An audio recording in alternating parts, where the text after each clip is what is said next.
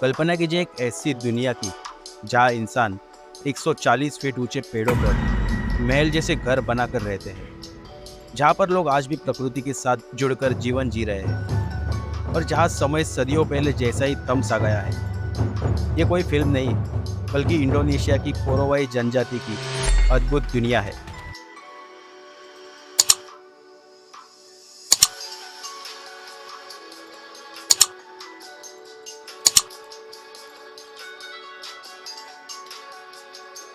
ये लोग पेड़ों पर ऊंचे ऊंचे घर बनाते हैं, सागो पाम से बनी रोटी खाते हैं और प्रकृति की हर आवाज़ को गहराई से समझते हैं।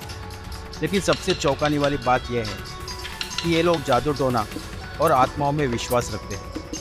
कहते हैं कि इनके पास ऐसे रहस्यमय ज्ञान है जो आधुनिक विज्ञान से भी आगे है। क्या ये सच में आत्माओं से बात कर सकते हैं?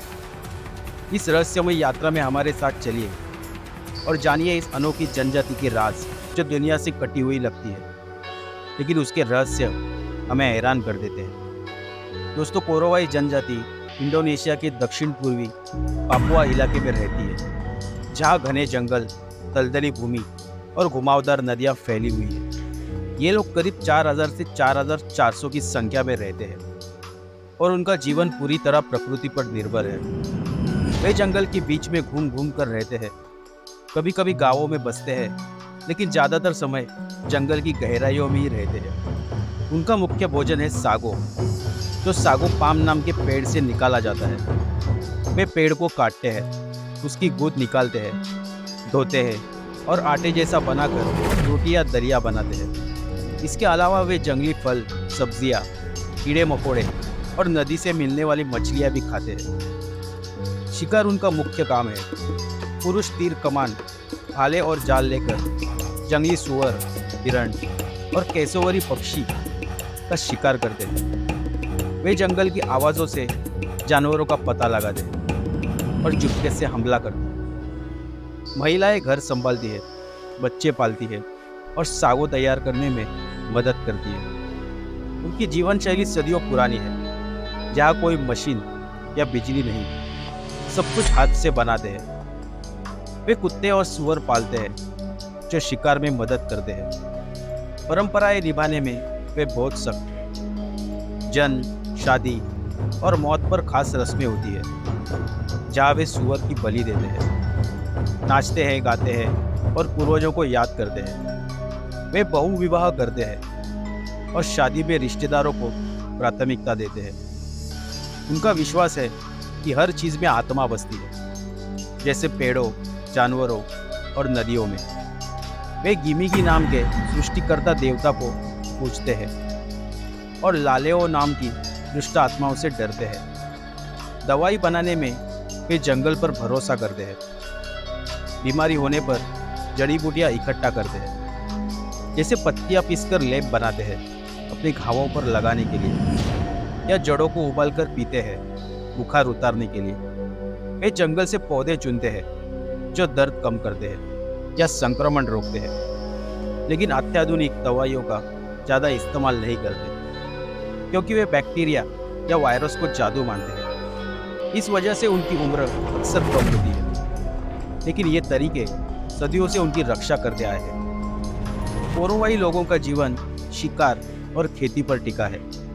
अब बात करते हैं उनके मशहूर घरों की।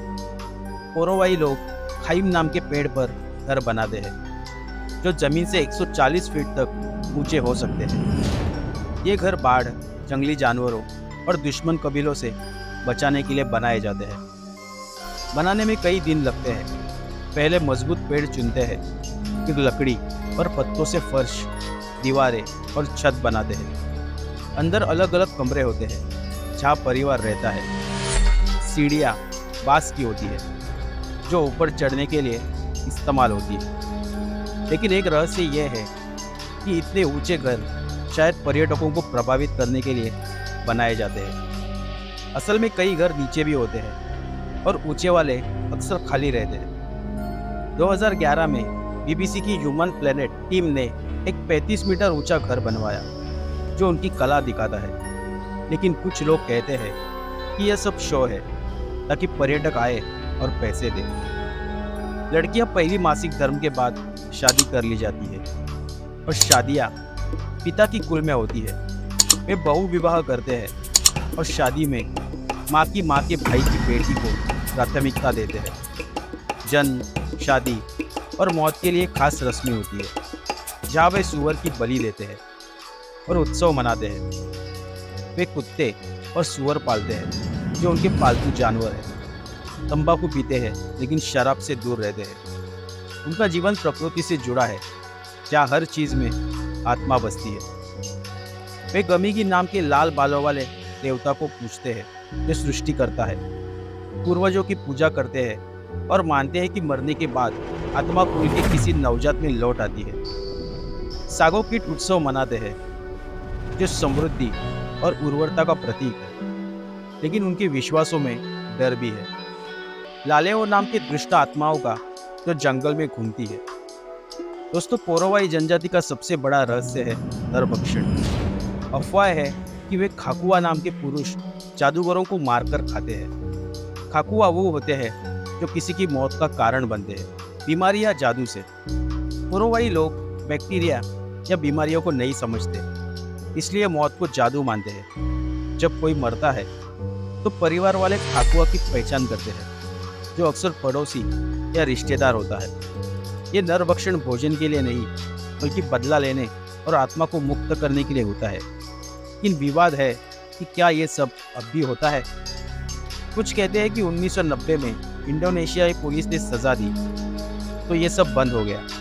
ऊपरी इलाकों में शायद अभी भी हो, लेकिन कई मानते हैं कि ये पर्यटकों को लुभाने की कहानी है। जनजाति वाले खुद कैमरे के सामने ऐसी बातें करते हैं ताकि पैसे मिले। ये सच्चाई क्या है, ये रहस्य आज भी अनसुलझा है, जो कोरोवाई को और भी रहस्यमय बनाता है। समय के साथ कोरोवाई बदल रहे हैं। 1980 से कुछ लोग गांवों में बस गए हैं, जैसे यानीरुमा या एम्बासमेंट। वे स्कूल जाते हैं, पर्यटक गाइड बनते हैं या जंगल में काम करते हैं। पैसे कमाते हैं, नमक, कपड़े, रेजर खरीदते हैं। कुछ लोग रेडियो और मोबाइल फ़ोन चाहते हैं ताकि संगीत सुने या सोशल मीडिया देखें। लेकिन ज़्यादातर अभी भी पारंपरिक जीवन जीते हैं, जंगल से दूर नहीं जाना चाहते। पर्यटन से कमाई होती है। वे सागो उत्सव दिखाते हैं या घर बनाते हैं, लेकिन अवसर सीमित है और वे अपनी संस्कृति बचाने की कोशिश कर रहे हैं। उनकी भाषा कोरोवाई है, जो अविदुमुत परिवार की है, और इसमें व्याकरण की किताब भी बनी है। दोस्तों, कोरोवाई की कहानी हमें सिखाती है कि दुनिया कितनी विविध है और कुछ रहस्य कभी ना खुले तो बेहतर। लेकिन बदलते समय में क्या ये जनजाति अपनी पहचान बचा पाएगी? ये सवाल अनुत्तरित है।